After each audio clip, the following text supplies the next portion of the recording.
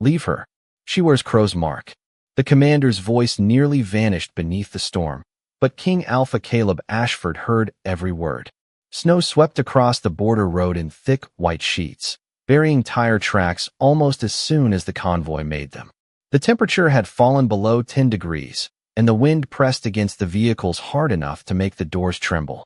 Caleb stepped into the snow and followed the beam of a guard's flashlight toward a dark shape near the boundary marker. At first, it looked like an abandoned coat. Then one pale hand moved. Barely. She is alive, Caleb said. The commander crouched several feet away and pointed toward the silver crest at the woman's throat. A black crow beneath a narrow crown. Damien Crow's symbol. Your Majesty, that is Hannah Whitaker. Caleb looked down at the woman half covered by snow. Her blonde hair was frozen against her face.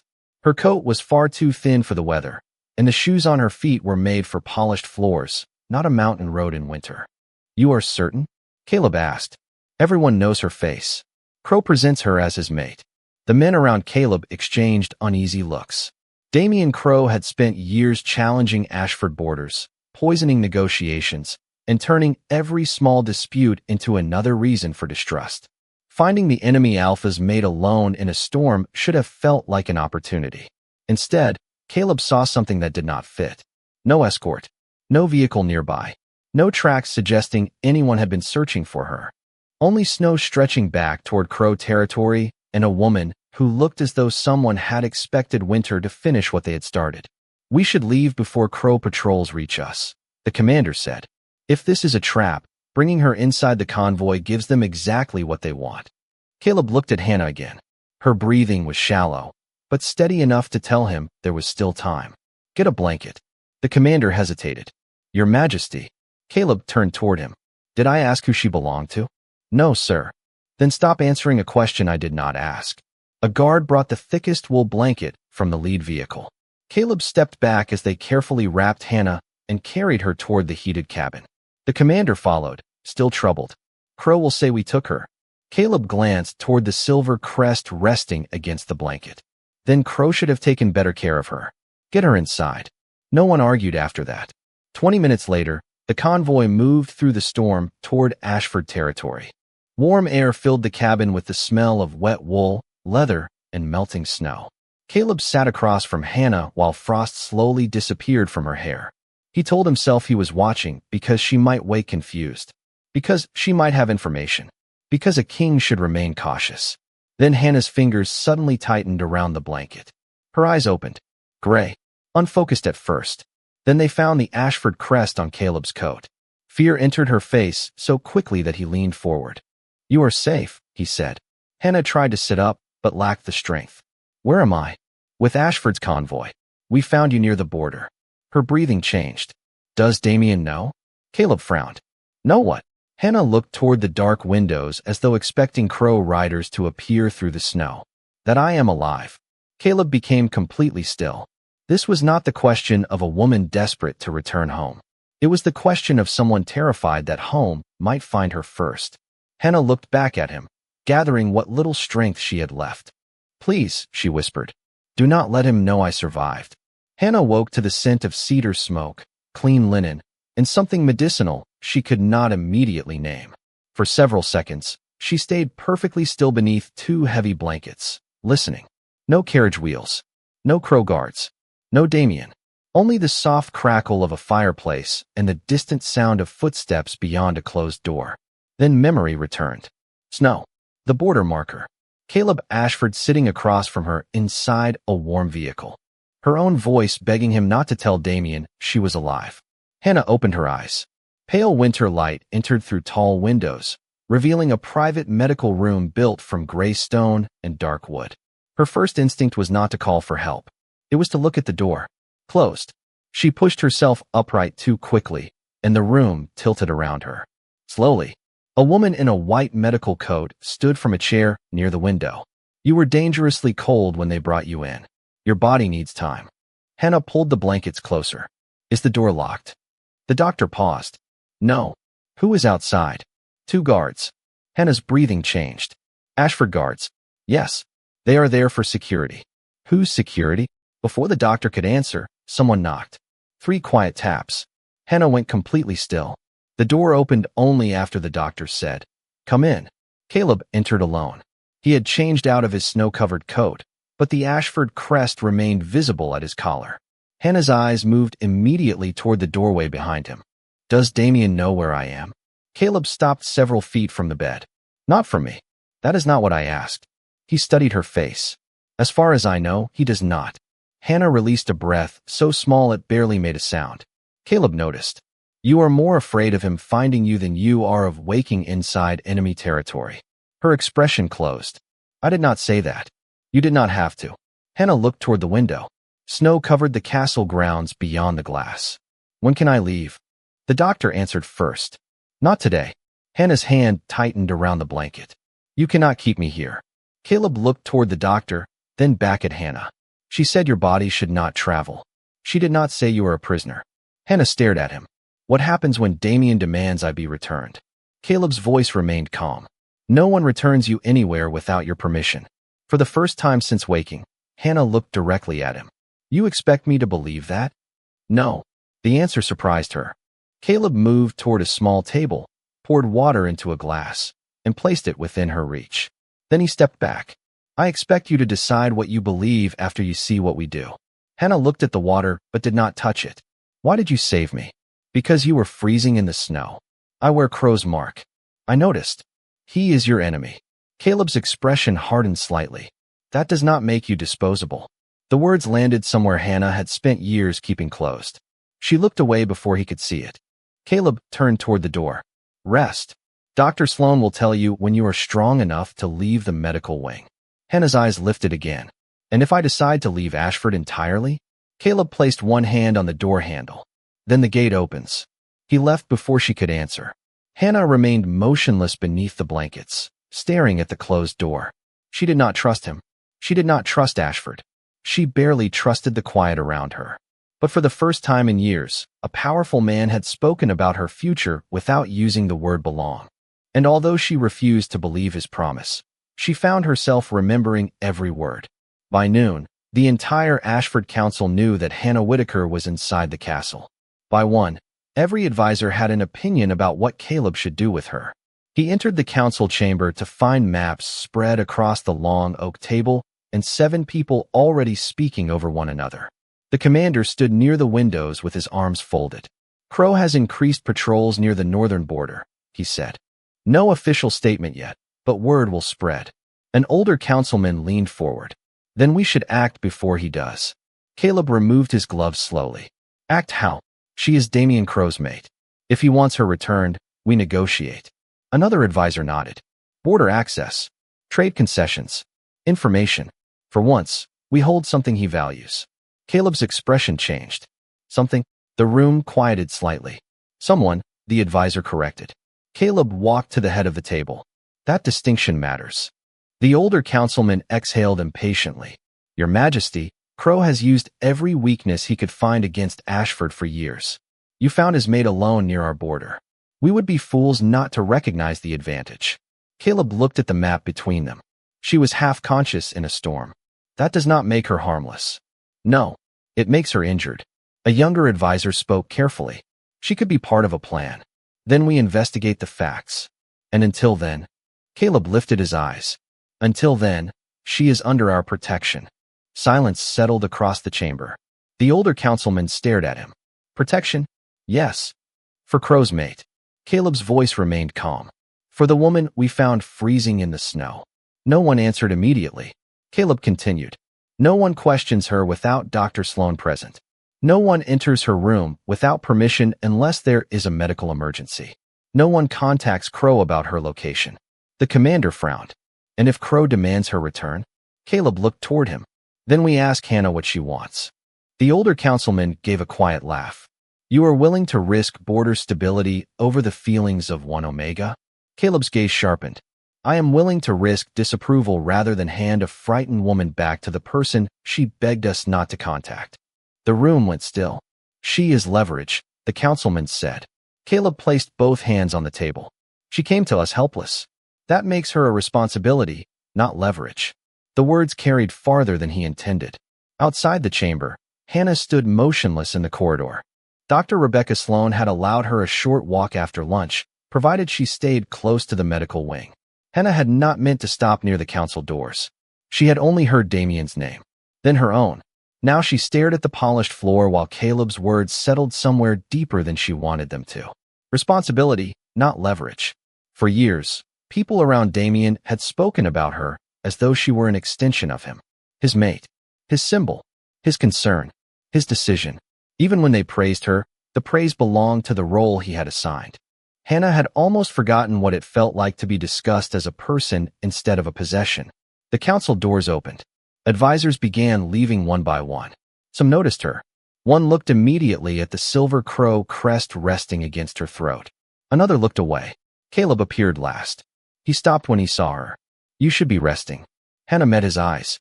I heard you. He did not pretend otherwise. How much? Enough. She touched the silver crest unconsciously. You meant what you said?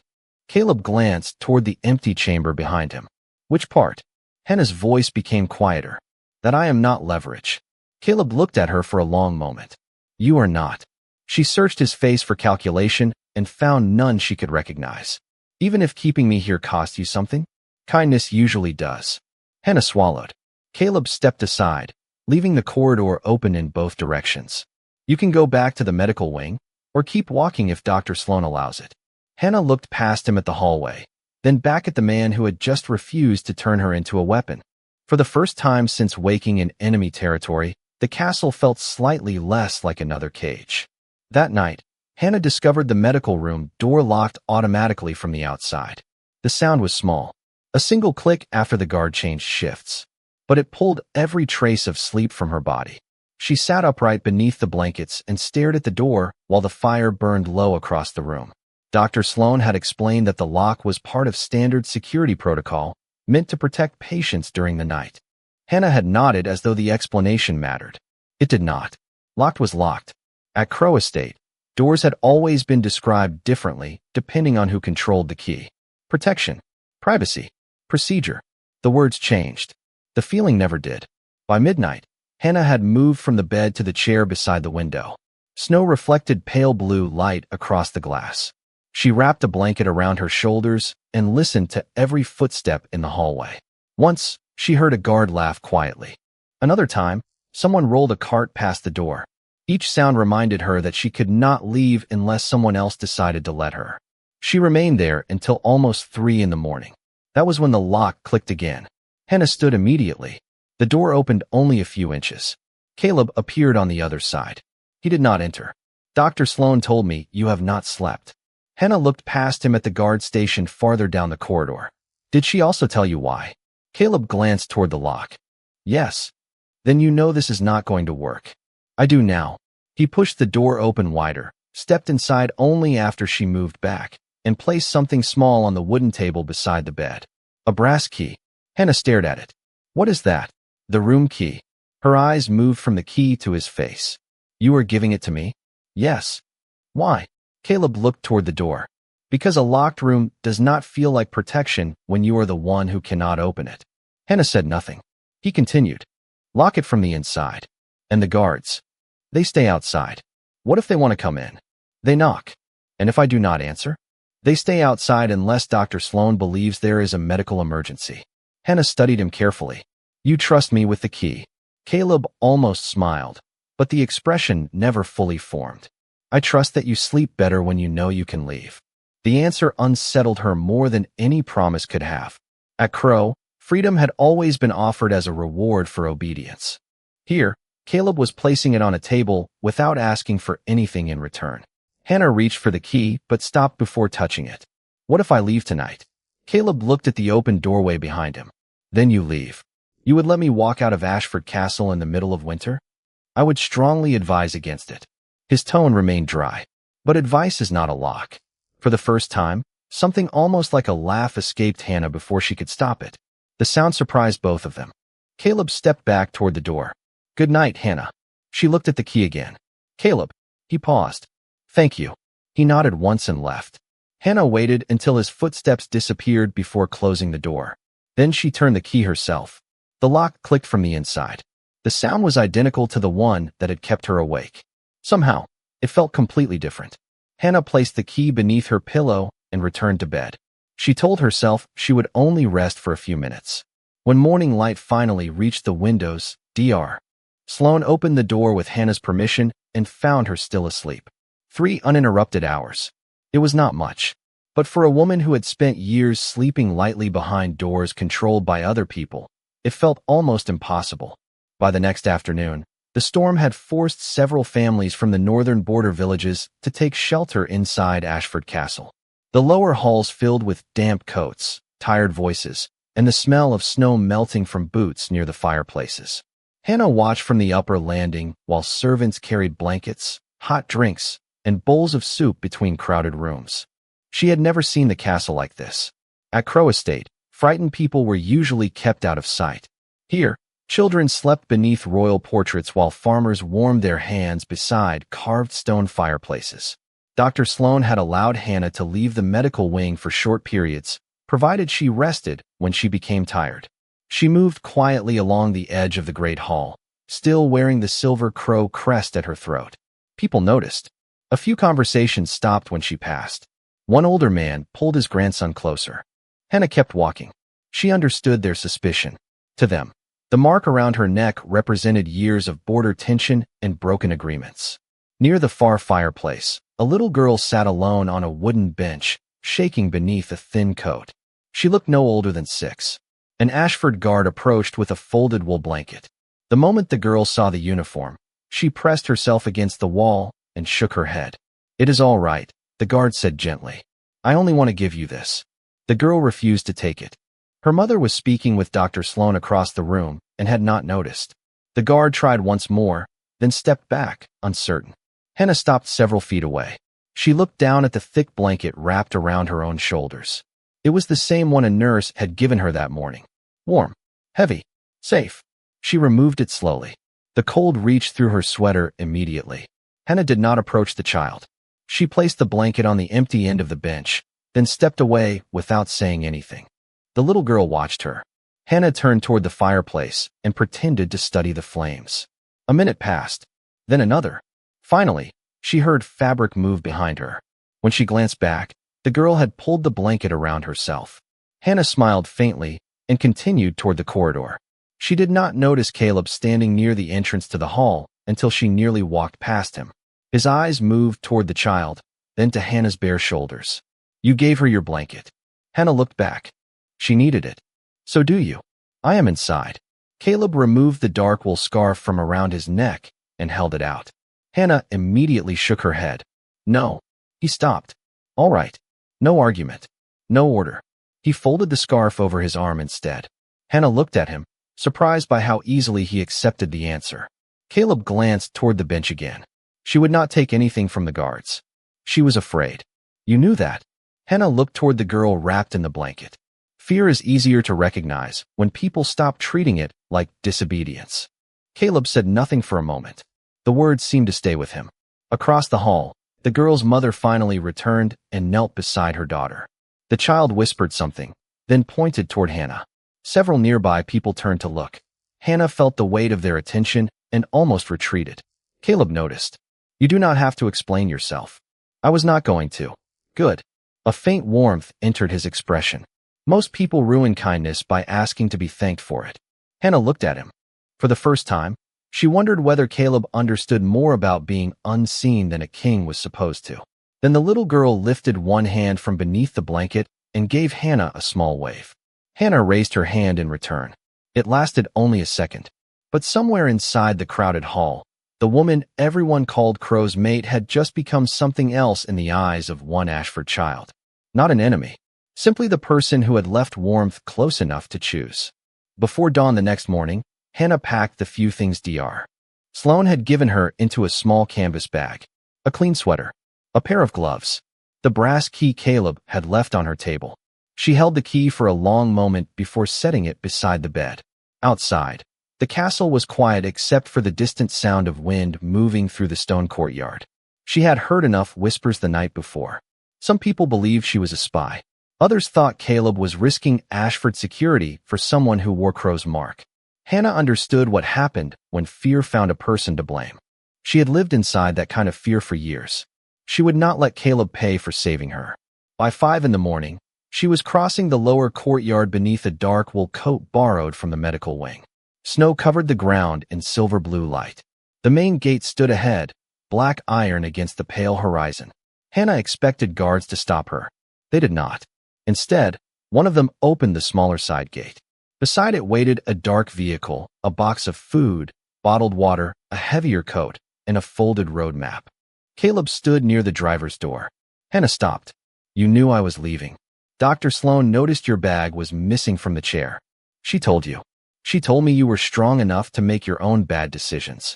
Hannah almost smiled, but the feeling disappeared quickly. I cannot stay. Caleb looked toward the open gate. Then do not. She stared at him. That is all. What were you expecting? An argument? Would it change your mind? Hannah looked away. Probably not. Then it would only make both of us colder. She looked at the vehicle. What is this? Transportation. I did not ask for it. You do not have to take it. Caleb nodded toward the supplies. The road south is clear for about 30 miles. After that, weather reports are uncertain. There is enough food for 2 days and enough fuel to reach any neutral town you choose. Hannah looked at him carefully. You are really letting me leave. You said you wanted freedom. His voice remained calm. Freedom that only exists when you choose what I want is not freedom. The word stopped her. Caleb stepped away from the vehicle, leaving the path to the open gate completely clear. Wherever you go, no Ashford guard will follow unless you ask for protection. Hannah's fingers tightened around the strap of her bag. And if Damien finds me? Something hardened briefly in Caleb's expression. Then I hope you are somewhere he cannot reach easily. That is not an answer. It is the only honest one I have. Hannah looked beyond the gate. The road disappeared between snow-covered pines. Open. Unblocked. Hers to take. For years, every choice she had been given came with invisible walls around it. Stay because Damien wanted her to stay. Leave because someone else decided she should go. Speak when permitted. Be silent when expected. Now the gate was open, and no one was standing in her way. That frightened her more than the locked room had. Caleb waited without speaking. Finally, Hannah looked back at the castle windows glowing faintly behind him. If I stay one more day, she said, it does not mean I have chosen Ashford. Caleb nodded. It means you chose one more day. And tomorrow, you choose again. Hannah stood there for several seconds, listening to the wind pass through the open gate. Then she slowly removed her hand from the bag strap. One more day. Caleb did not smile as though he had won something. He simply picked up the box of supplies and carried it back toward the castle. Hannah followed at her own pace. Behind them, the gate remained open until she was the one who turned and asked the guard to close it. The message reached Caleb before breakfast. He read it once beside the council chamber windows, then again more slowly. Damien Crowe had issued a public statement to 3 neutral territories claiming Ashford forces had abducted his mate during the storm. The wording was careful, accusatory enough to create suspicion, vague enough to avoid committing to proof. By noon, reports arrived that Crow patrols were moving closer to the northern border. The council reacted exactly as Caleb expected. This was the plan from the beginning, the older councilman said. She appears near our territory. You bring her inside. And now Crow has an excuse to accuse us publicly. Caleb looked down at the report. You believe Hannah planned to be found half-conscious in a blizzard? I believe desperate rulers use desperate methods. Another advisor leaned forward. We should send her away before this becomes a war. Caleb did not answer immediately. That silence followed him for the rest of the day. He reviewed patrol reports, spoke with commanders, and listened as every person in the room reduced Hannah to a possibility. Witness, trap, liability, bargaining piece. By evening, even Caleb found himself remembering the silver crow crest at her throat and wondering whether mercy had made him careless. He hated the thought the moment it formed, but being king meant considering danger even when it made him ashamed of himself. Hannah heard the news from Dr. Sloan. She was standing beside the medical wing window when Rebecca told her Damien had accused Caleb of kidnapping her. For a moment, Hannah said nothing. Outside, guards crossed the snowy courtyard in faster formations than usual. He is doing this because of me, she said. Rebecca folded her arms. He is doing this because he chose to. Hannah looked toward the castle gates. That difference will not matter if people get hurt because I stayed. That night, Caleb stopped outside Hannah's door.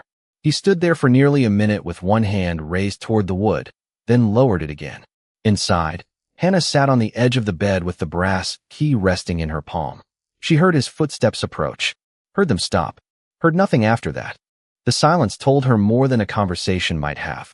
He was doubting her. She could not blame him. Caleb finally turned away. The door opened before he reached the end of the corridor. Caleb. He stopped. Hannah stood in the doorway, still holding the key. You think I might be part of this? He faced her. There was no use lying. I think I do not have enough information. Hannah nodded slowly. That is fair. Is it? Caleb asked. You nearly died in the snow, and I am standing here wondering whether saving you was a mistake. Hannah looked down at the key in her hand. Maybe it was. The words landed harder than either expected. Caleb stepped closer, but left several feet between them. Do you believe that? She looked toward the dark window. If Damien uses me to bring conflict here, then your people will believe it for you. Caleb was quiet. Hannah continued. You can send me away. Is that what you want? I do not know what I want. Then do not make a permanent decision because everyone around you is afraid. She looked at him. You are afraid too. Caleb held her gaze. Yes. The honesty made her go still. Then why have you not locked this door again? She asked. Caleb looked at the key in her hand. Because fear is not proof. Hannah swallowed. Outside, somewhere beyond the mountains, Crow forces continued moving closer. Inside, neither of them knew whether trust would survive what came next. But Caleb did not take back the key, and Hannah did not close the door. The emergency began just after midnight, when a young mother from one of the northern border villages ran into the medical wing, carrying her 6-year-old son.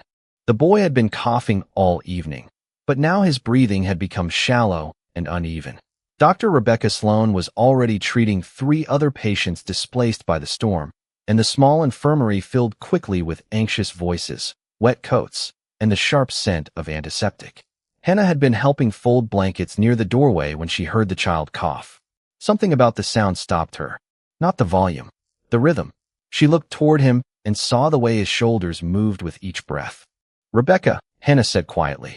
The doctor glanced over. What is it? Hannah hesitated. His breathing changes when he lies flat. Rebecca looked again. Hannah continued. My mother cared for families in the mountain settlements. I used to help her. When children breathed like that, she always checked whether sitting them upright made it easier. Rebecca crossed the room immediately. I am not a doctor, Hannah added. I know. Rebecca adjusted the child's position and listened carefully. The boy's breathing eased slightly. Rebecca's expression sharpened. Good catch. She called for another nurse and changed the care plan. Hannah stepped back, but the boy's mother reached for her sleeve. Please stay. Hannah looked toward Rebecca. The doctor nodded once. So Hannah stayed. She sat beside the mother through the long hours that followed, bringing water, warming blankets, and speaking softly whenever fear threatened to fill the room. She never pretended to know more than she did. When Rebecca asked a question, Hannah answered from memory. When she did not know, she said so. Near 3 a.m, the boy opened his eyes and asked for his mother. The woman covered her face with both hands and began to cry. Hannah placed a clean cloth beside her without saying anything. By sunrise, the child's breathing had steadied enough for Rebecca to finally step away from the bed. He is stable, she said. The mother closed her eyes in relief. Hannah released a breath she had not realized she was holding. Outside the infirmary, several people had gathered.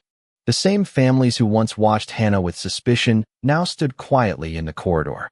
One of the older men who had pulled his grandson closer when she passed lowered his eyes. A council member whispered, Perhaps we were wrong about her. Caleb, standing near the far wall, heard him. His expression changed. She should not have needed to save anyone for you to decide she deserved kindness. The corridor fell silent. Caleb looked toward the medical room. She deserved safety before she proved useful. Hannah had just stepped through the doorway when she heard him. She stopped. No one noticed at first. Rebecca did. Hannah turned her face slightly away, but it was too late. Tears had already reached her eyes.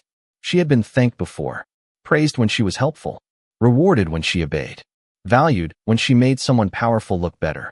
But no one had ever said she deserved safety before earning it. Caleb saw her standing there and did not move closer. He gave her the same space he had given her from the beginning. Hannah wiped one tear from her cheek and looked toward the boy sleeping peacefully behind her. Outside, The snow still covered the castle grounds, and Damien Crowe was still moving forces toward the border. Nothing had been solved. Nothing had become easy. But inside that quiet corridor, the people of Ashford had stopped seeing Hannah as Crowe's mate for one brief moment. They saw the woman who had stayed. Later that evening, Hannah stood alone beside the tall window in the medical wing, watching snow drift across the courtyard while the castle settled into a fragile quiet. The boy she had helped was sleeping comfortably now, and Dr. Rebecca Sloan had finally ordered Hannah to rest. Instead, Hannah found herself touching the silver crow crest still hanging at her throat. Caleb noticed when he entered the room, carrying 2 cups of tea. He placed one on the table without comment and remained near the door. "You still wear it," he said. Hannah looked down at the crest. "Everyone keeps noticing. It is difficult not to." Caleb lifted his own cup. "Most people here see it before they see you." Hannah gave a faint, tired smile. That was always the point. Caleb studied her face. Why keep wearing something that reminds everyone of Damien? Hannah did not answer immediately. She crossed the room and sat beside the small table. Her fingers closed around the silver emblem. Because Damien never searches what he believes he owns. Caleb's expression changed. Hannah looked at him. "Close the door." He did, but he stayed several feet away. Hannah removed the chain from around her neck and placed the crest on the table. For a moment, it looked ordinary. Then she pressed a narrow groove beneath the engraved crown. A small panel released with a quiet click. Caleb leaned closer. Hidden inside the crest was a thin memory card sealed beneath a layer of wax. He stared at it. "What is that?" Hannah carefully removed it. "The reason I was in the snow." The room seemed to grow colder despite the fire. Caleb did not reach for the card. "What is on it?" Hannah looked toward the door, then back at him. "Copies of shipment records. Order schedules. Correspondence between Damien and 2 private contractors." Caleb's face hardened. "About what?" "I do not know everything." Her voice lowered. "But I know enough to understand that whatever he was planning, he needed Ashford to be blamed for it." Caleb remained silent. Hannah continued. "I found the files 3 weeks before the storm. I copied what I could before anyone noticed. And Damien found out." She nodded. "Not immediately, but he knew someone had accessed the records." Caleb looked at the crest again. "Why hide them there?" Hannah's expression became bitter. "Because no one at Crow ever touched this without permission. To them, it was not jewelry. It was proof of who I belonged to." Caleb's eyes met hers. "And Damien never thought to search it." "No." Hannah looked down at the small card resting in her palm. "He thought the symbol itself was enough to keep me obedient." Caleb pulled out the chair across from her, but did not sit until she nodded. "Why did you not tell me sooner?" Hannah closed her fingers around the card. "Because I did not know if you would protect me or use me." Caleb accepted the answer without flinching. "And now?" She looked at him for a long moment. "Now I know you had every reason to doubt me, and you still left the key in my hand." Silence settled between them. Outside, snow tapped softly against the window. Caleb finally said, "The evidence stays yours until you decide what happens to it." Hannah searched his face. "Even if it could help you?" "Especially then." Something inside her loosened. She placed the memory card on the table between them. "Then I am ready to show you what I found." Caleb looked at the silver crest lying open beside it. For the first time, the symbol of Damien Crowe no longer looked like a mark of ownership. It looked like the place where Hannah had hidden the truth. The evidence took less than an hour to change everything Caleb thought he understood about the border conflict. Dr. Sloan brought a secure reader into the private medical room, then left after confirming the device could be opened safely. Caleb sat across from Hannah while the first files appeared on the screen. Shipping manifests. Neutral trade permits. Ashford insignia ordered through private suppliers who had no connection to his territory. Maps showing an isolated settlement near the eastern border. Dates marked in Damien Crowe's private schedule. Caleb read each page twice. "He was going to make it look like us," he said quietly. Hannah nodded. "That is what I believed." She pointed toward one of the route maps. "The settlement belongs to no major territory. If something happened there while supplies carrying Ashford markings were nearby, the neutral councils would assume you broke the border agreement." Caleb looked at her. "And Crowe would present himself as the one responding to Ashford aggression." "Yes." Hannah's voice became softer. "He would have support before anyone had time to question the story." Caleb leaned back, the weight of the plan settling over him. For months, Damien had been pushing neutral leaders to distrust Ashford. This would have given him the evidence he needed, even if the evidence was manufactured. You confronted him. It was not a question. Hannah looked toward the fire. I asked him why the records existed. What did he say?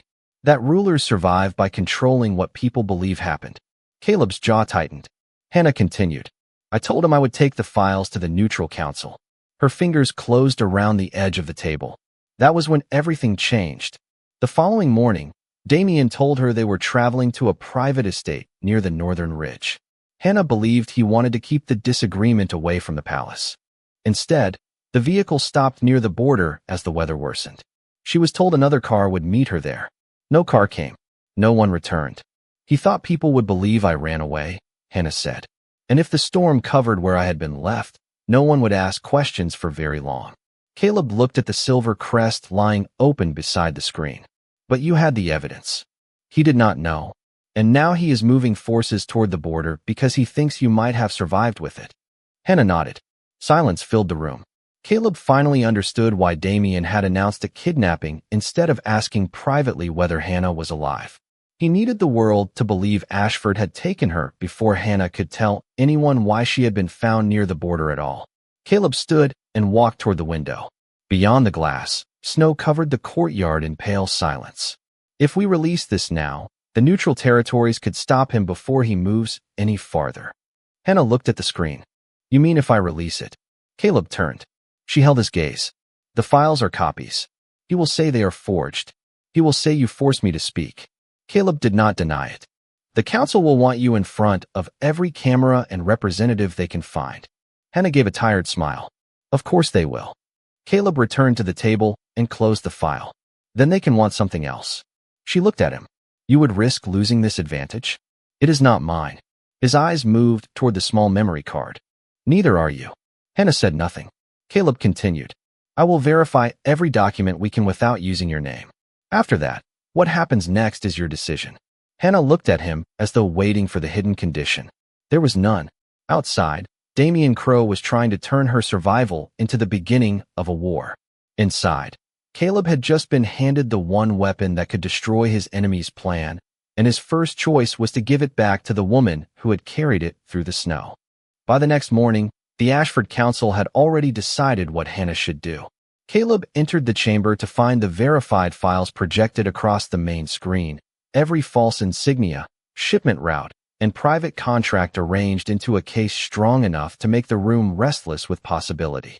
We release everything today, the older councilman said. With her testimony, Caleb remained standing at the head of the table. Hannah has not agreed to that. She does not need to. The answer came too quickly. Another advisor leaned forward. If she appears before the neutral territories and confirms Damien Crowe planned the deception, his support collapses immediately. Caleb looked around the table. And if she refuses? The room went quiet. Your Majesty, the commander said carefully. This could prevent a conflict before it begins. Then verify the evidence and present what can be proven without forcing her into a room full of people who have already decided what she owes them. The older councilman frowned. She owes this kingdom something. We protected her. Caleb's expression hardened. No. The single word stopped the room. Mercy is not a debt. No one spoke. Caleb placed both hands on the table. She survived one man deciding what her life was worth. I will not rescue her just to become another. The advisor across from him looked frustrated. You are willing to risk Ashford because you are afraid of making one woman uncomfortable? Caleb held his gaze. I am refusing to call coercion strategy simply because the outcome benefits us. He ended the meeting before anyone could answer. Hannah was waiting in the small library near the medical wing when he found her. The silver crest lay open on the table beside the memory card. She looked at his face and understood immediately. They want me to speak. Caleb stopped several feet away. Yes. And you told them no. I told them the decision is yours. Hannah gave a quiet laugh that held no amusement. That must have been popular. I have survived worse meetings. She looked down at the crest. If I speak, Damien loses control of the story. Probably. If I do not, he may keep moving forces toward the border. Caleb said nothing. Hannah lifted her eyes. You want me to do it? He considered the question before answering. Part of me does. Her expression changed slightly. Caleb continued. The part of me responsible for thousands of people wants every advantage available. The part of me that found you in the snow knows exactly what it would mean if I turned your fear into a weapon. Hannah looked away. Then what do you want from me? Nothing. She stared at him. That cannot be true. It is. You saved my life. You gave me shelter. You defended me when your own counsel did not want me here. Caleb's voice stayed calm. None of that purchased you. The room became very still. He walked toward the table, picked up the memory card, and placed it in front of her. This belongs to you. Hannah looked at it without touching it. What if I make the wrong choice? Then it will still be yours. Her throat tightened. You really mean that? Caleb nodded. What do you want? The question seemed to frighten her more than any order. Hannah looked toward the window where morning light reflected across the snow. For years, every important decision in her life had arrived with someone else's answer already attached. Finally, she said, I want the decision to finally be mine. Caleb met her eyes. Then it is. Hannah closed her hand around the memory card. For the first time, the evidence did not feel like something she carried for survival. It felt like something she could choose to use. And because Caleb had refused to take that choice from her, Hannah finally began to understand what freedom actually felt like. Hannah chose to speak 3 days later. Not because the council demanded it. Not because Caleb asked. He never did. She chose because the verified records showed exactly what Damien had planned, and she knew silence would allow him to keep turning fear into another weapon. Representatives from 4 neutral territories gathered inside Ashford Castle beneath tall windows, washed with pale winter light. Hannah stood at the center of the chamber with the silver crow crest resting on the table beside the memory card. Caleb remained several feet behind her, far enough away that no one could mistake her words for an order from him. She explained the false insignia, the private shipments, the border routes, and the settlement Damien intended to use as the beginning of a manufactured crisis. She spoke slowly, without drama. Every sentence was clear enough to stand on its own. One representative leaned forward. Did King Alpha Ashford instruct you to give this testimony? Hannah looked toward Caleb only for a second. No. Did he promise you protection in exchange for your cooperation? No. Then why are you here? Hannah placed one hand over the silver crest. Because people who have never met Damien Crowe should not lose their homes, because he decided a lie would be useful. The room fell silent. By that evening, independent investigators had confirmed enough of the records to force the neutral territories to suspend their support for Crowe. By the following morning, Damien's forces stopped advancing toward the border. The conflict he had tried to create began collapsing before it could become real. But one final question remained. An older representative studied Hannah carefully. If you are Damien Crowe's bonded mate, he may still claim authority over your residence under Crowe law. Hannah went completely still. Caleb started to speak, but she lifted one hand. She would answer for herself. There is no bond. Every face in the room turned toward her. The representative frowned. You have been publicly recognized as his mate for years. I know. Hannah reached into a folder and removed a signed agreement bearing Crowe seals. It was a political arrangement between Damien and my guardian after my parents died. He needed the appearance of unity between 2 families. I needed protection and a place to live. Her voice remained steady. Damien ordered everyone to call me his mate. Eventually, people stopped asking whether it was true. Caleb stared at the document. You were never truly bonded to him. Hannah shook her head. Never. The silver crest suddenly looked different on the table. Not like proof of a relationship. Like evidence of a role she had been forced to wear. The neutral representative reviewed the agreement and looked up. Then Crowe has no legal bond over you. Hannah released a breath that seemed to have been trapped inside her for years. No bond. No claim. No title she had to carry because someone more powerful had chosen it for her. Later, she stood alone in the corridor outside the chamber, staring through the window as sunlight touched the snow-covered courtyard. Caleb approached, but stopped beside her without speaking. Hannah looked down at the crest in her hand. For years, everyone called me his mate until I started believing my life had already been decided. Caleb waited. She opened her fingers and placed the silver crest on the windowsill. Today was the first time I said who I was, and an entire room listened. Outside, snow began slipping from the castle roof in small streams of melting water. Hannah watched it fall, and for the first time, the name Damien had given her no longer followed her into the future. By early spring, The road where Caleb had found Hannah no longer looked like the same place. Snow still lingered beneath the pine trees and along the shaded side of the mountain, but clear water ran beside the shoulder in narrow streams, carrying winter away one quiet inch at a time. Less than half a mile from the border marker, a new cedar and stone shelter stood with its doors open toward the road. Hannah had helped design it. There were 6 bedrooms, a small medical room, a warm kitchen, and a locked office where people escaping territorial conflict could store documents they did not want anyone else to control. No one had named the building after Caleb. He had insisted on that. Hannah appreciated it more than she told him. She stood near the entrance that morning wearing a light coat instead of the heavy wool she had needed through winter. Workers carried blankets inside, while Dr. Rebecca Sloan checked the medical supplies. A family from a distant border village arrived just before noon, tired and uncertain, and Hannah watched one of the children hesitate at the doorway before stepping inside on her own. The sight made something tighten gently in her chest. "You chose an interesting place for a shelter," Caleb said behind her. Hannah turned. He was walking toward her without guards, dressed in a dark coat that moved lightly in the spring wind. She looked toward the curve in the road where the storm had nearly erased her months earlier. People usually need somewhere safe close to the place someone decided to leave them. Caleb followed her gaze. "You do not have to stay here today." Hannah smiled faintly. "I know." That answer had become one of the most important things he had ever given her. "I know. Not you should. Not you must. Not this is where you belong." Caleb stopped beside her, leaving the same respectful space he had kept since the beginning. Their relationship had changed quietly in the months after Damien's plan was exposed. Shared breakfasts, long walks through the castle gardens, conversations that sometimes ended in laughter and sometimes in silence. Caleb had never asked whether she planned to remain in Ashford. He had never offered her a title. He had never suggested that freedom meant eventually choosing him. Hannah looked at his hand resting at his side. "You never asked me to choose you." Caleb became very still. The wind moved through the young trees planted beside the shelter. "You had enough people choosing for you." Hannah looked up at him. "That is not an answer. It is the only one I trusted myself to give." For a moment, neither spoke. Caleb's expression remained calm, but she could see the uncertainty beneath it.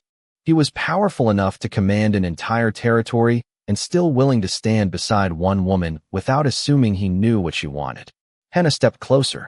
"What if I wanted you to ask?" Caleb studied her face carefully. "Then I would ask whether you want to walk beside me for as long as it remains your choice." Her eyes warmed. "That sounds very much like you." "I was afraid of that." A quiet laugh escaped her. Then Hannah reached for his hand. Caleb did not close his fingers around hers immediately. He waited until she did first. Only then did he hold on. Behind them, the shelter doors remained open as another family stepped inside.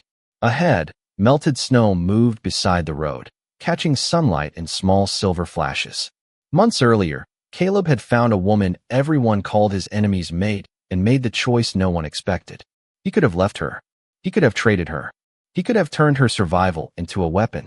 Instead, he gave her a key, an open gate, and the right to decide what happened next. In the end, Hannah did not belong to Damien Crow. She did not belong to Ashford. She did not even belong to Caleb. She belonged to herself. And when she finally chose to place her hand in his, it meant more than any claim ever could.